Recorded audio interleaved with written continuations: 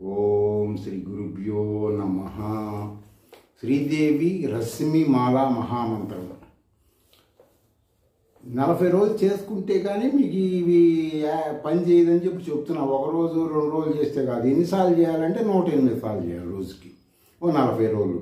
అప్పటి తర్వాత నుంచి మీకు ఈ పని చేస్తుంది. మాలా మంత్రం కాబట్టి దీనికి పునశ్చరణ అవసరం లేదు. 40 రోజుల తర్వాత నుంచి మీకు ఈ మంత్రం వలన బెనిఫిట్స్ అందుతాయి. శాస్త్రంలో చెప్పినవి మీకు అనుమానాలంటే ఉపనిషత్తులకి వెళ్ళి చూసుకోండి, నేను చెప్పే నమ్మకపోతే.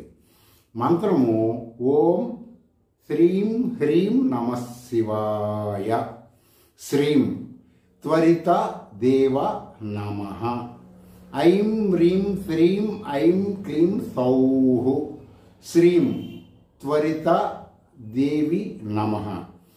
మరి ఈ మంత్రం చేస్తున్నప్పుడు నిన్న సుదర్శన చక్రం గురించి చెప్పడం జరిగింది. సుదర్శన చక్రం ప్రయోగించడానికి చాలా మంత్రాలు ఉన్నాయి. అవి దేనికి వాడతారంటే కొంతమంది శత్రు నిర్మూలనార్థం, కొంతమంది కోర్టు వ్యవహారాల్లో సక్సెస్ కోసం, కొంతమంది రకరకాలుగా నెగిటివ్ ఎనర్జీ పోవడానికి వాడతారు.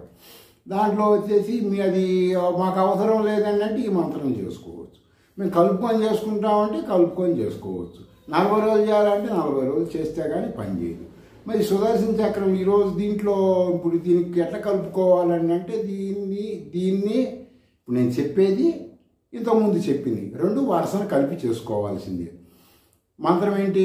సుదర్శన మంత్రం ఓం నమో భగవతే మహాసుదర్శన చక్రాయ మహాజ్వాలాయ దీప్త రూపాయ. దీప్తం అంటే ఇప్పుడు రౌండ్ దీపాలు ఉంటాయి చూడండి, ఆ విధంగా వెలుగుతూ ఉంటుంది.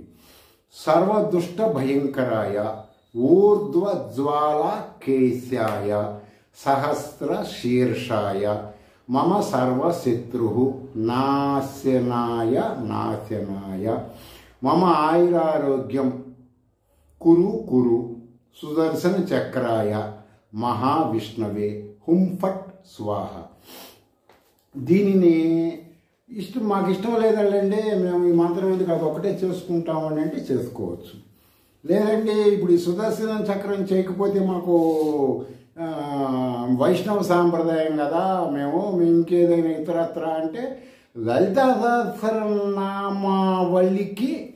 ఈ యొక్క రశ్మిమాల మంత్రం కలిపి చేసుకోవచ్చు. నేను ఇంకొంచెం తేలిగ్గా ఏదన్నా చెప్పండి అంటే ఇప్పుడు ఖడ్గమాల ఉంది, శ్రీదేవి ఖడ్గమాల, దానికి ఈ శ్రీదేవి రశ్మిమాల కలిపి చేసుకోవచ్చు. అలా కలిపినప్పుడు ఆ మంత్రములో ఉన్న బీజాక్షరములు ఉపయోగించిన తర్వాత ఇది చేయాలి. దానికి ఒక ఉంటాయి కదా